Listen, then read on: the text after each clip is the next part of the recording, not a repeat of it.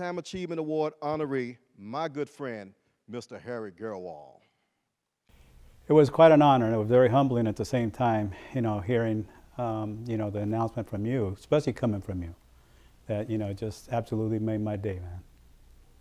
I'd like to thank the person that nominated me, right? But also the committee, because I know you all have a lot of applicants. You have a lot of really talented people, and I'm just so grateful and humbled to be the one that had been selected for this year's award. So I think my biggest single accomplishment that I'm probably one of the proudest of is when we opened up a high school for disconnected youth in South Phoenix. Young people that are either working or in school who never thought that they'd go back to high school and accomplish what they could do. So when we built that, 50,000 square foot, $10 million building, and they walked in, they go, "This for me?" And we said, "Absolutely, you deserve this and more." And for me, that was one of my proudest moments. The other part was when we were able to get B.F. Goodrich Aerospace started up in South Phoenix, because it created 180 jobs at that time, and then eventually at 350 jobs in the South Mountain community. A major influence in my life, aside from my wife, Lindy, was another gentleman who was a mentor of mine, Les Judd. He helped me over 15 years to understand, how things worked.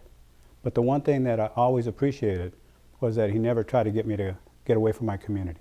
He never tried to get me to change anything.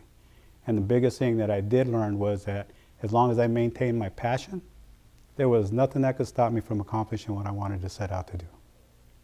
In Dr. King's life, he laid a lot of foundation, and the one thing I really appreciated and helped me to get through tough times was to understand how tough a time he had to go through things. Whether it was marching at Pittis Bridge, whether he was out there, in D.C. Those were the big moments, right, where everybody saw them. But it was those quiet moments in the background that really told me what he was doing, right?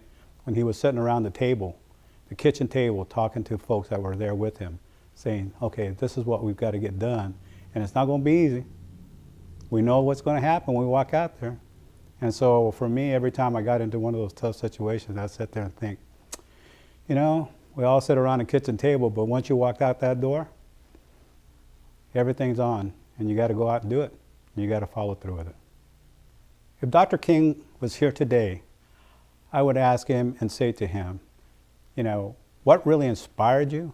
And I know the answer, but also I would like to thank him for his leadership, and to reach out to him and ask him if there was anything else that in my lifetime, if he was observing, could I have done better?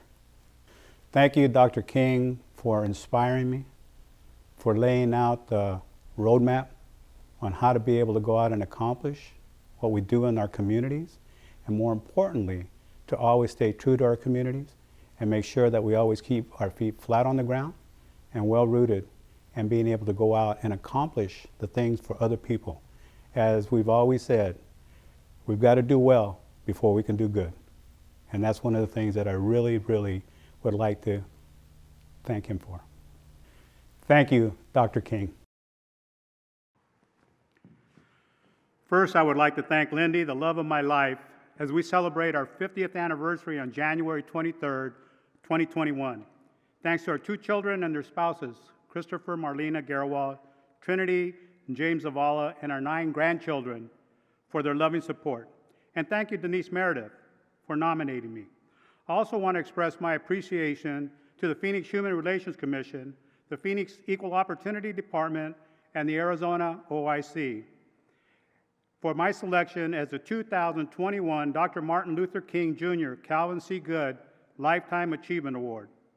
Mr. Good and I crossed paths for community development projects, and after my election for the school board at Phoenix Union High School District, we made efforts to ensure that our minority and low-income students were offered the same educational opportunities that other students were receiving. I cherish my 30-plus years of interacting with the late City Councilman Calvin C. Good and his beautiful wife, Georgie. I'll miss them both. I thank God for blessing me with this wonderful journey called life. I also thank Dr. Martin Luther King for inspiring us to continue to do the good work in our communities And, as the late Congressman John Lewis said on many occasions, when you see something that's not right, not just fair, you have a moral obligation to say something and getting into good trouble. I ask God to bless you and give you a safe and healthy 2021. Thank you for this award.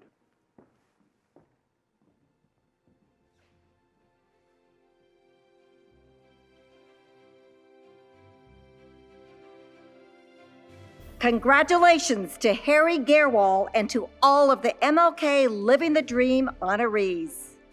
For closing remarks, please welcome back our co-chairs, Reverend Reginald Walton and Ron Williams. As we come to the close of this MLK Award celebration, we want to take the time to honor and thank all of our participants, all of our sponsors, and in particular, our host, the MIM, the Music Instrument Museum of Phoenix, Arizona.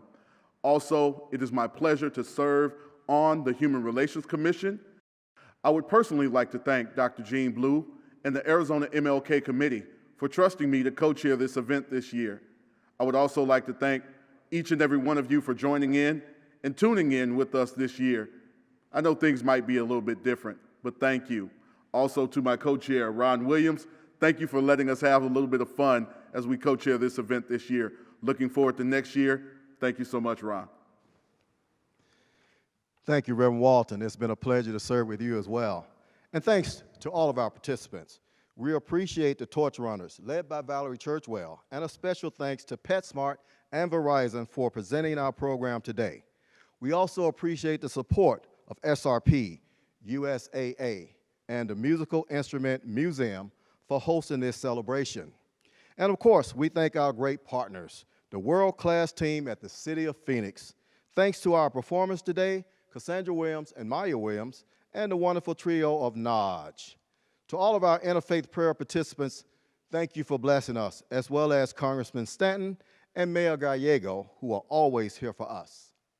To our speakers, our keynote speaker, former U.S. Attorney General Eric Holder, and our special guest, civil rights icon, Dr. Benjamin Chavis, Jr. Thank you for blessing us with your words.